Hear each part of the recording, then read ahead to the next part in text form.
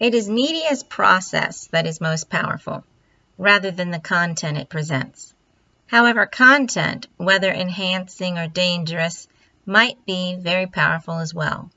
9 out of 10 teen adult video games include violent activities and scenarios.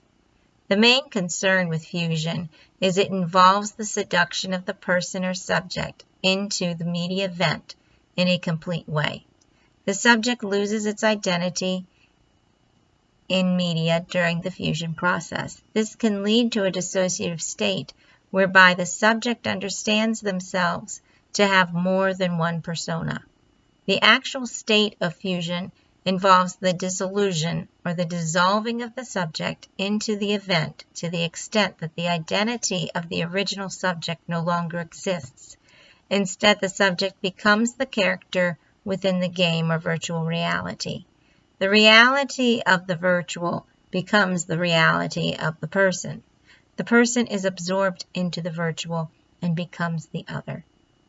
In the case of violence within video gaming, the person becomes the violent character. Once a connection is established, an effect lingers. The media process remains with the individual because the nature of media is that it precedes one's existence. The person is in media as a fish in water. The masses are in such a state as to be unaware of the reality that they are swimming in media and do not make a distinction between themselves and media.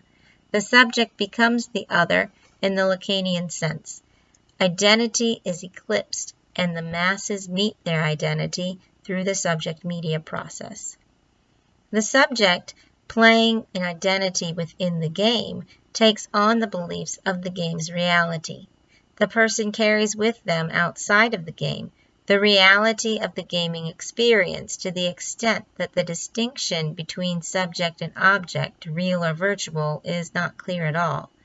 Fusion causes the person to be lost in their new identity and the created world around it.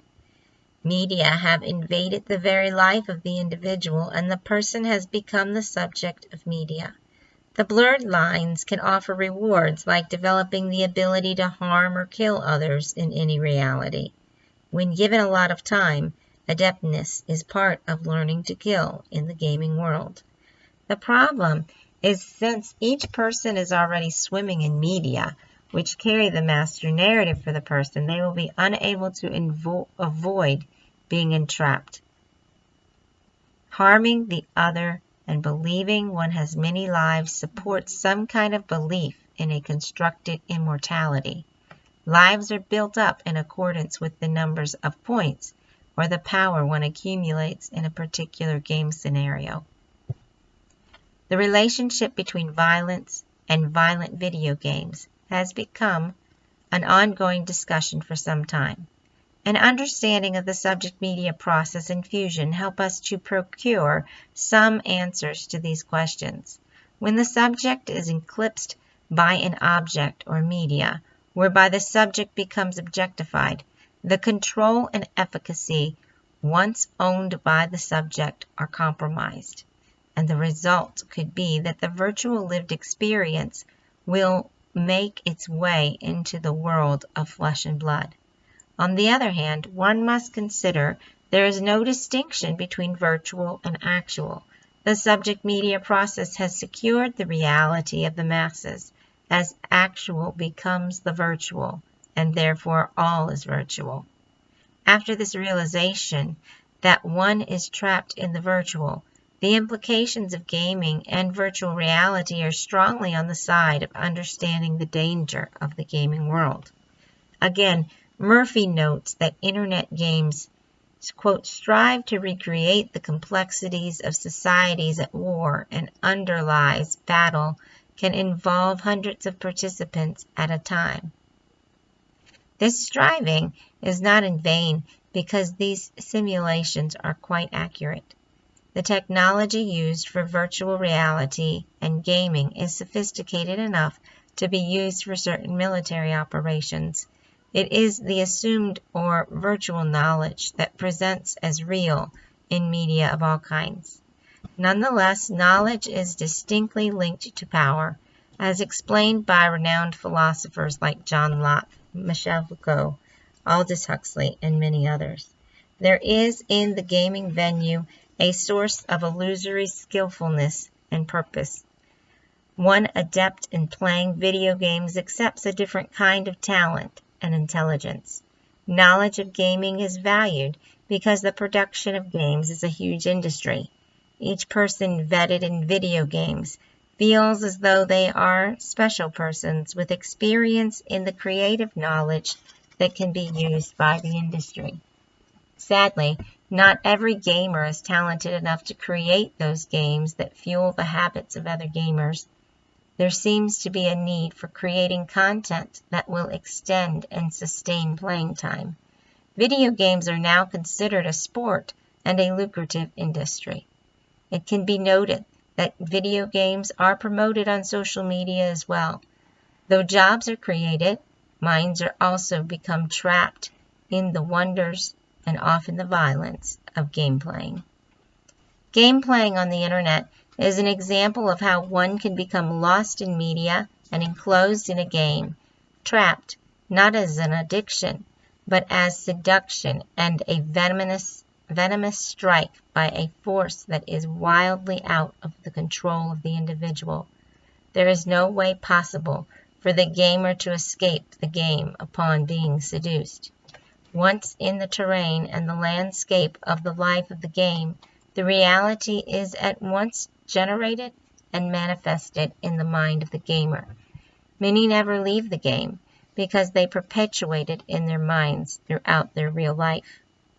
Content of the game is tracked through assumed channels or virtual knowledge that presents as real in media of all kinds. The virtual, to the gamer, is real, and perhaps too real. In this environment of virtual reality, the gamer takes on an avatar through which that person gains friends and relationships. One's relationships are suspect because the real identities are not verifiable. The virtual can be realer than real, in the words of Masumi. Through the subject media process, many are caught in gaming reality or realities. Every moment of the day, the gamer spends their time either playing or scheming, some so attached to the extent that they have general apathy about real life. From environmental education to space exploration, virtual reality has been used in the classroom. Virtual reality has been used to aid people in experiencing exotic places. Virtual reality is a form of media which interrogates the perception of the real, leaving aside the experience of the real world. Virtual reality may not mean the imitation of the real. Zizek expresses that virtual reality in itself is rather miserable idea, that of imitating reality, of reproducing its experience in an artificial medium. Plain old duplication is not what virtual reality implies in the sense of the self and its fragility of the subject. That which is occurring here is the pretensions of the self, or rather the intentions of the self or the subjective experience. Zizek gives the example of a rat that is synergistically connected to a device which sends a preceding inclination to the brain, and each inclination leads to the expected behavior. The question is whether a person, given one's ability to reflect on one's own behavior, seems to oneself to be controlled by a meaning-making machine. Each individual subject is given intention by media, of which the subject is unaware or conscious. Fusion.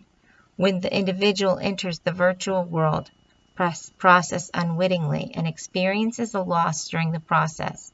Game playing on the internet is an example of how one can become lost in media. Murphy explains, 2, 3, or 4 players could play the same game side by side, and games of a social nature were designed with this technology in mind, especially during and since the powerful home console era. There are many examples of game playing in which the individual takes on the role of hero, savior, or villain. Many of the games involve destruction and murder or warfare. A common point here in Murphy's statement is that the individual plays games of a social nature. He goes on to write that the characteristic of online social games is they encourage the formation of close and long-term relationships. In fact, these are virtual, not social relationships. They may exist over long periods of time, but until the individuals meet in person, the relationship, it seems, remains only a virtual one, because these relationships are not social in nature, but rather virtual. They can be quite deceptive.